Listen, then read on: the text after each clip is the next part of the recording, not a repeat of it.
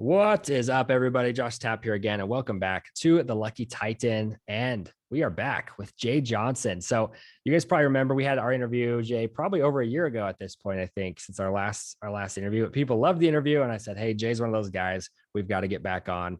So I'm stoked to really dive into that today and see what's been happening over the last year, what's been changing. You guys have obviously been scaling, which is exciting to see because that's what we talked about last time you were here. And on top of that, I have to apologize to everybody. My face is completely eaten by mosquito bites. I don't know what happened. We went out looking at houses and I came back with bites all over my body. So maybe more apologizing for myself than for you guys. But here we are. I'm still going to be on video. I'll suck it up and be brave, I guess, right? But no comments. I don't want to hear about it. So, Jay, stoked to have you here, man. So when it comes down to it, Jay, your company, if I were to kind of categorize you as a niche, you're a training company. Is that correct? Yeah. So, and thank you for having me, Josh. It's really kind words. I'm super excited to be here with you. And yeah, we would really talk about ourselves as we are a company that guides people and organizations to achieve their best behaviors. And those best behaviors are very fluid and fluctuating. So we provide training, we provide coaching, we provide cultural development.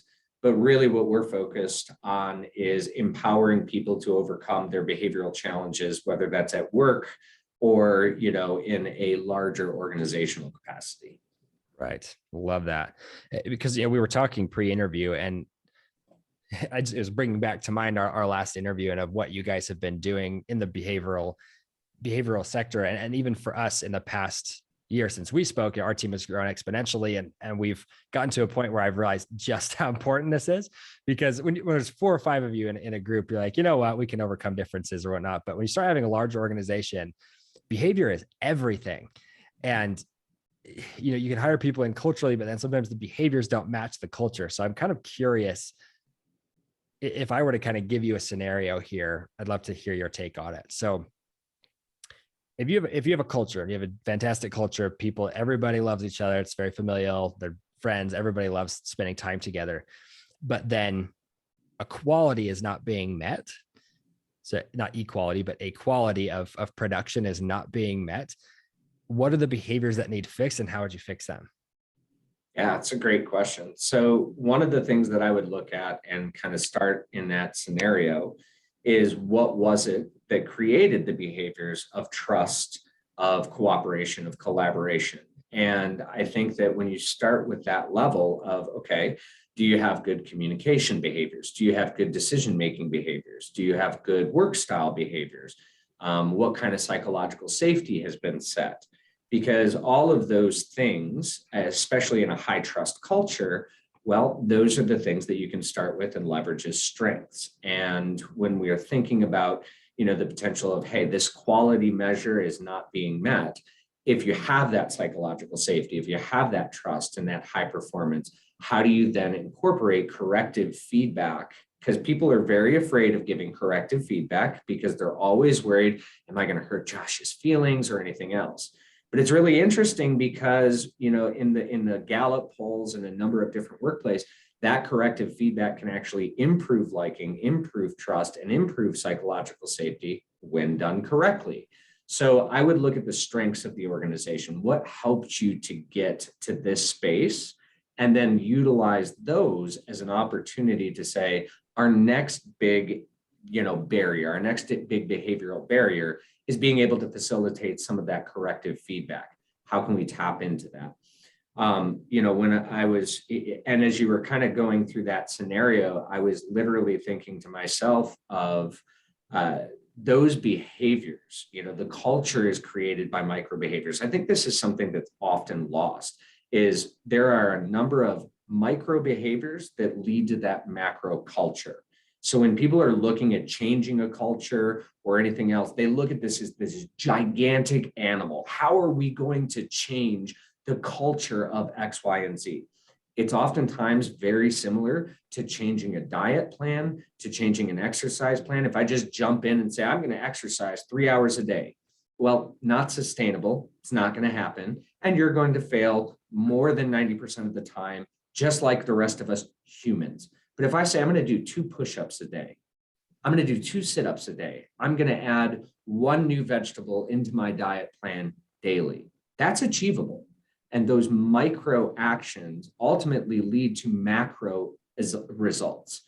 So start with understanding what created the positivity of the culture, and then look at micro behaviors that would ultimately lead to us collectively overcoming the challenges that we want to face, whether that's quality, whether that's speed, efficiency, whether that's profitability. Any of those things can really be taken down at that micro level.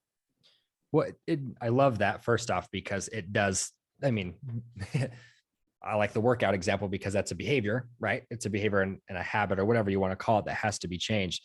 But you mentioned something in there that I really like that I'd love to kind of dig deeper into, which is, you mentioned that having that culture of, likability and everything is that it can be a hindrance because people don't express their opinions at times too, or contradictory opinions. And we've run into that many times in my company and in, I thought it was just us, 'cause like, oh, we have a great culture, but then I'm like, but is it a fantastic culture? Because people aren't ever contradicting me. People are like, oh yeah, just, Josh knows what he's doing. And I'm like, I mean, I appreciate that. And that fills my love language, but that doesn't always move the company forward because I'm wrong half the time, and I'm okay with people telling me that. But then as we've expressed this, more and more people have been coming to me telling me, oh, we have that exact same problem.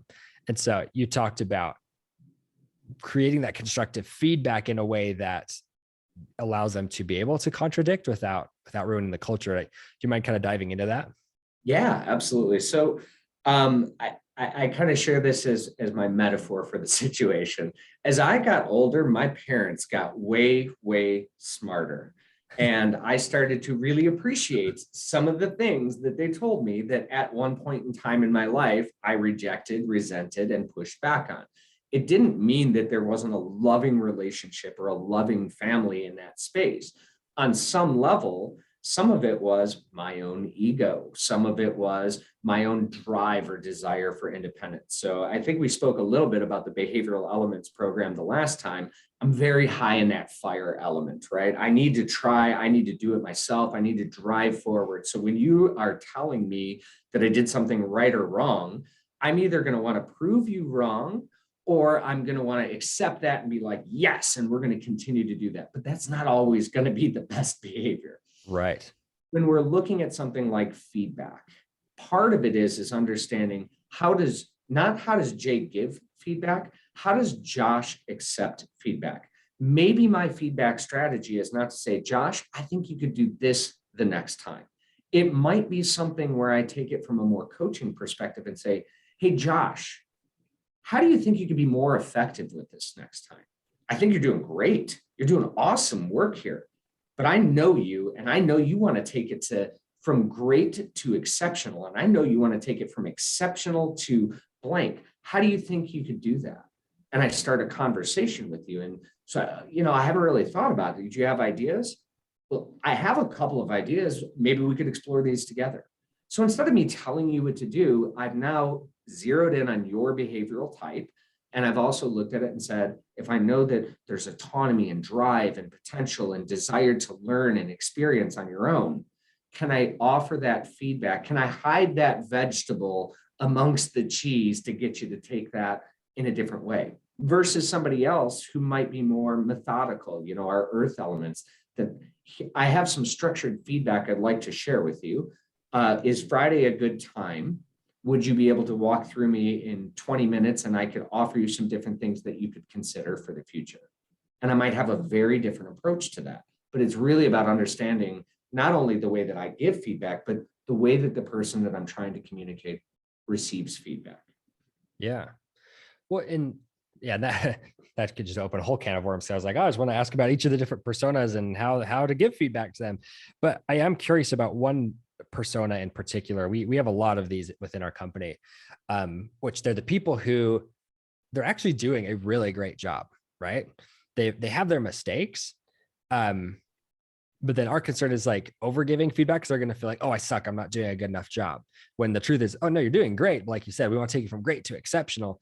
How do you approach that specific persona?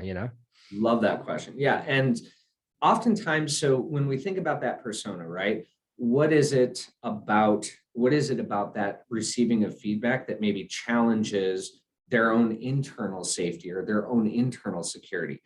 If I put myself into that persona, I might say, okay, if Josh gives me corrective, constructive feedback or to change something, am I reacting to the feedback or am I reacting to the fact that I haven't thought of that feedback? Am I embarrassed now because I should have known that? I should have done that better. So in some cases, generating a culture of curiosity and helping people to explore, okay, why is Josh giving me this feedback? Why is Josh perceiving me? Maybe I did think of that. Maybe I thought I was doing that. But instead of me reacting to the actual feedback, becoming insanely curious about it. Because maybe I disagree with your feedback, Josh. Maybe I don't like your feedback. But what can I learn by hearing that feedback? Because if that's your perception, this is one of the most powerful stories that I remember from my days in debate. Okay, in my days in debate, I was somebody who was I was pretty methodical, but I wasn't the best by any stretch. And there was a member on our debate team who literally ended up winning the #1 spot in the entire country, best debater in the country. Wow. I was sitting there and that person was having a practice debate against a team that had no business debating them, right? Not even close. And the debate was so lopsided. The judge that was sitting in there and providing feedback in that debate was at a level that was probably 5 or 6 times below the talent level of the person actually debating. So you have a judge who's not nearly as talented giving corrective and constructive feedback to somebody who had way more talent. And I looked there and I was hungry and I was ready to get out of there. I was ready to go on and get some food or, go hit the bar or whatever else. And my colleague's sitting there and he's writing everything down. I mean, meticulously writing everything down. The feedback he was getting didn't even make sense. Like half of it didn't make sense. And I'm just like, why are you wasting your time taking this feedback? So afterwards, he got done and we walked out of there and I was like, what are you doing writing all of that down? Half of that was nonsensical.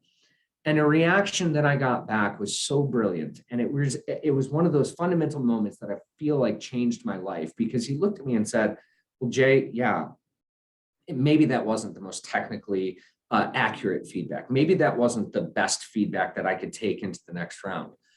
But if this judge sees it this way, now I know how to debate and communicate in front of other judges that see it that way as well. We can always learn something from feedback, even if it's not the best feedback for us, or even if it's not something that we can execute, we can learn about how somebody might be perceiving our actions or our behaviors. They might learn something from that nuanced level. So what I would do is try to instill some level of curiosity. And maybe if I'm offering that feedback, what does that make you feel? I've offered you this feedback. How did that make you feel? What did you perceive? What can you learn from my perceptions of your behaviors or actions on this? And really getting into that sort of curiosity. Yeah. Love that. See, I love the story as well, because, it's funny to watch people who really the best of the best. That's how they move forward. And what's unique too, is they'll take that feedback and I've seen people do this exact same thing where they write it all down, like meticulously take notes on even poor feedback. And then they go through and be like, I reject this, I reject this, I reject this, so that they're not ever sitting here in their mind debating with themselves saying, do I accept or reject this behavior? But then they know, which I love, I never thought about that. I'm sure they then know, and then this is how I need to be reacting to a judge. It would probably be the same thing if you were swimming or, in business or whatever, because, this is how I should be treating with someone like this. I love how intentional that guy was about it. Have you been able to adopt that philosophy for yourself? Very much so. And it's always interesting because the challenge for me is to shut my brain up and tell it stop reacting, stop putting up a barrier, stop feeling whatever it is that you're feeling, and listen all the way through. I can ask questions afterwards once I truly hear. So even if I'm hearing something I don't like, something that bothers me, Emotions, we don't have control over that.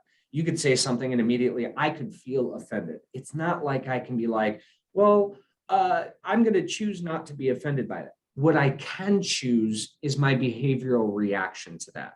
The autonomic nature of our emotions means that they wash into us. And okay, here we are. Now we can take those emotions and separate ourselves and say, here's that emotion. It's sitting in the palm of our hand. Why are we feeling that way? And we can logically construct and think through what caused that emotion, but the emotion itself hits. The key to behavioral intelligence is really slowing the process down and not reacting to it. And that's where I have to remind myself over and over and over again, let's not react, let's listen. Let's listen for key themes, words, and be curious about what's being said. That's what helps me to adopt that philosophy. But I'm human, because every now and then somebody gives me the corrective feedback and my fire comes out and go, oh, really? Yeah. And then I have to walk myself back from that just a little bit. Behavior is an everyday struggle. It's not you've mastered and you're the Zen master now. Every day you have to make those good, positive behavioral choices. Right. See, now I love that, because that speaks a lot to me, because I actually went through your exam last year, I think, and I'm a fire as well. And I definitely know that, because I get that exact same way. And my gut reaction always when somebody gives me feedback is like, nope, you're wrong. And then, or like, I don't like this or whatever, but I have to do the exact same thing of walking myself backwards and saying, but what are they right about? Maybe there is something to be said here. How should I be reacting to this person? So I love that. For me, that resonated well. And I'm sure a lot of people listening to this are fire. Like entrepreneurs, a lot of entrepreneurs are fire, right? Absolutely. If I can offer one tactic, like real usable tactic, it's something that I instill in every leader, in every training. It's the pause, breathe, pause tactic. When you have that emotional reaction, one of the things that you can do, that emotional reaction comes from the part of our brain called the limbic system, the fight, flight, or faint response, right? So that limbic system lights up. I immediately react. Well, if you've ever been in an argument with a partner or a spouse and you've reacted and you go, ooh, I shouldn't have done that. Or you've been in an argument with somebody and you walk 5 steps away and you're like, ooh, I should have said this. If you've experienced that, that's the transition between our limbic system and our more thoughtful, rational, cognitive system. Pause, breathe, pause. And what that does is it literally slows down the anxious reaction, reducing cortisol, adrenaline, norepinephrine, taking in that deep breath, oxygen flows into the system, pausing again to let that marinate. Your reactions are generally about 31% smarter by using that simple tactic. And you just have to train yourself for that to be a habit. Don't immediately react, pause, breathe, pause. And you're going to be a much, much better reaction cycle and a cognitive cycle that's going to make sense. Right. I love that. And I hope everybody will take that one tactic and leverage that today, especially if you're somebody who says, hey, you know what, if I were to categorize myself as an element, it would be fire, right? My wife is definitely fire. She's a sass queen, but we love her because but she's listening to this. She's like, no, I am not. But anyway, so I've loved having you back on here, Jay. So I do want to ask you, just, we're going to go a little over here if that's okay with you, but I'm curious how you've been leveraging this in your own company, because you guys have been scaling, and obviously with the amount of different groups that you've formed and everything, that how to leverage this very well. So how has this worked in scaling out your different groups? Yeah, so one of the things that we've been using this exact tool for is our goal setting practices. We really adopted OKRs, sort of a scaled system that's more democratic in nature, that's more individual focused, aligned to those top objectives. Well, the goals that I set for myself as a fire are going to be very, very different than a goal that somebody who's more of our water element, the drive to bond, that people person. They're going to have much different goals, and that's okay. All we need to do is utilize that system to align those goals to the top level goals.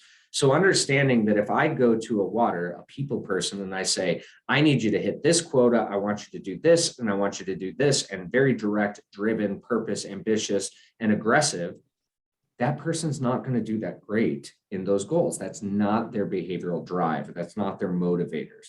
But if I talk to that person and say, okay, you want to establish these relationships, could you establish 15 new relationships by next quarter with these type of people in this type of industry? And they say, well, yeah, that's easy. I can make those calls, or I can take them to lunch, and so on and so forth. Well, now I'm utilizing that behavioral drive to bond, rather than my competitive nature or my ambitious, I need to acquire nature. So we use the elements and our understanding of those behavioral drivers, align those to things like objectives and key results, and then allow them to help develop their own goals. And it's just that same concept of, we always hear, treat somebody else how they want to be treated, or how you want to be treated, but it's really about having them, treating them the way that they want to be treated, helping them to establish those goals, frameworks, and structures that align with their own personal drives. Super, super powerful way to you to take an organization from one level to that next level. Love that. Well, Jay, let's wrap this interview up. A couple last questions for you. I hope people will take those actionable pieces of advice you've given them and go apply them directly into their companies. So the first thing is, where can people connect with you guys? Yeah, so if you want to check out the behavioralelements.com page, you can actually schedule time on my calendar or anything else like that. You can also take a quick free assessment, as well as look at the pro assessment with a 27-page report. But you can also reach me at j@behavioralelements.com, as well as on LinkedIn or anywhere else. Love it. So make sure you guys go check that out. One more time, it's behavioralelements.com. The elements is plural. So make sure you go check that out. Go schedule a time, go through the tests as well. I don't know, is it a test? Is that what you would say? Yeah. So it's a assessment that takes roughly about 10 to 15 minutes to complete. It's not very long for the pro assessment. The quick assessment's even quicker. Right. But it'll at least tell you what your primary element is.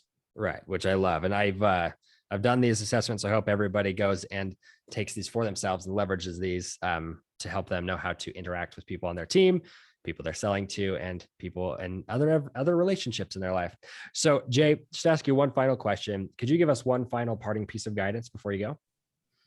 Yeah. When you think about behavior, think about the micro behaviors.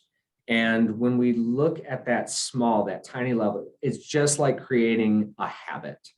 Our micro behaviors lead to our macro behaviors on an individual level. And those are the behaviors that set culture.